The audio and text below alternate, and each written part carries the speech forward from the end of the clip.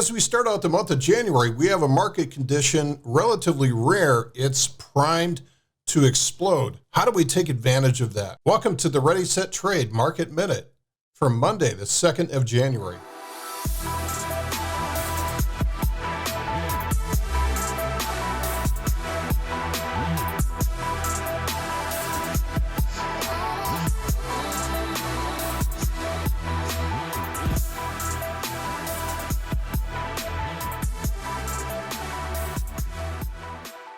First off, let's talk about the technical signal that I'm seeing.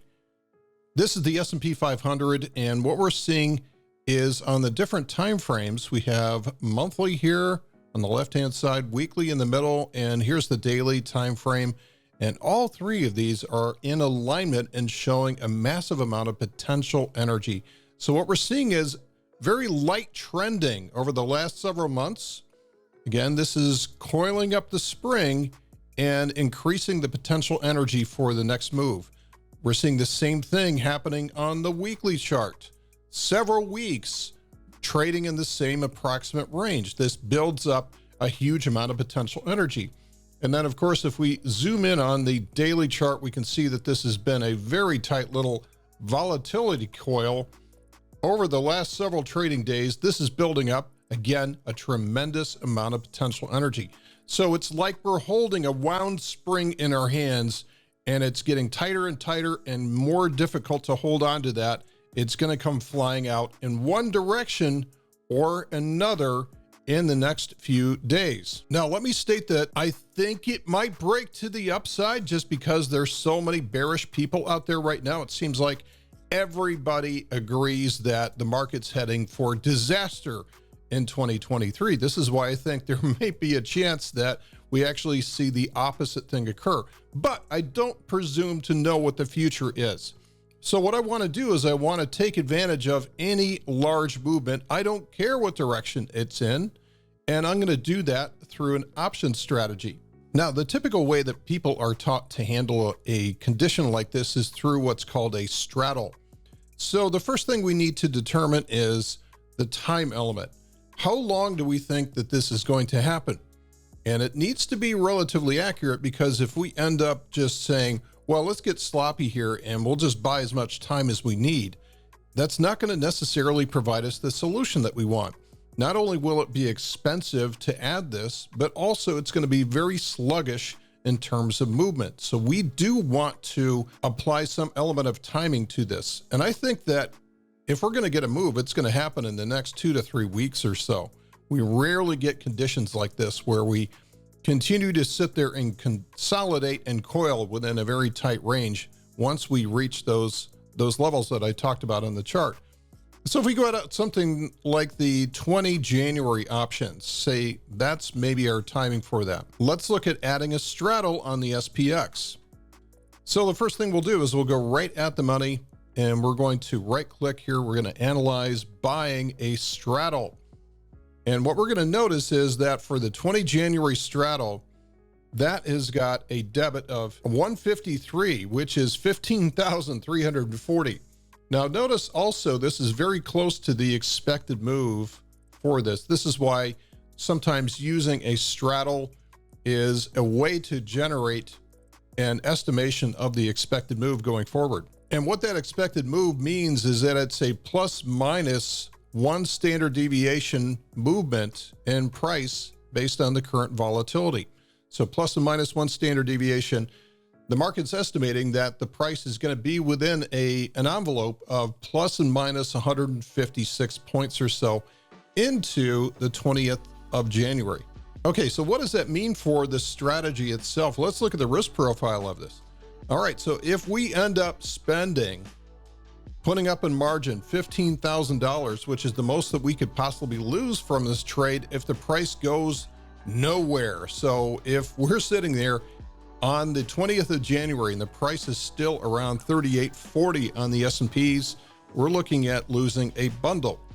And this is why we have to have an accurate read on the charts showing that there is a lot of potential for a movement one way or the other. So maybe you like the idea of this strategy, but 15 grand is a little bit too much to risk on a trade like this. What you can do then is you can go out to something like the spiders, which offer 1/10 the notional value of those options. We can go to the 20 January.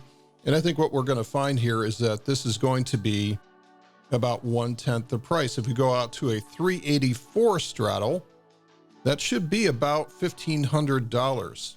And there we go. It's about $15 debit, $15.28. If we look at the risk profile, we can see that the most that we would lose on this trade is about $1,500. Again, maybe that's a little bit more than you wanted to spend on a strategy like this, even though there's a nice payoff if there's a good move in either direction. What we can do now is we can cap our risk. I'm going to go back to the SPX and I'm going to put on a trade which is called an iron condor.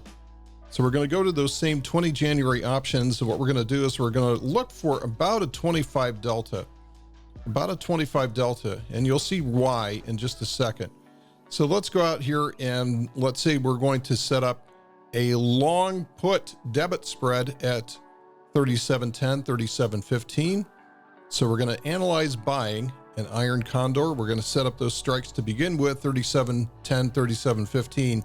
And then we're going to go up and adjust our call strikes for about the same deltas up here. And we're going to make those 39.75, 39.80.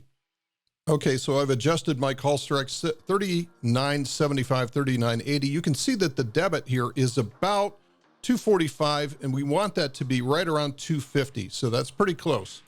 And what this looks like, we're going to have to zoom in on this, but what this creates is a limited risk trade, which has got the same idea.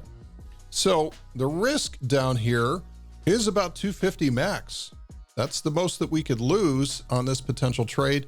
And the reward up here is also about 250. So this is a 1-to-1 reward to risk trade. Now it's got the same idea.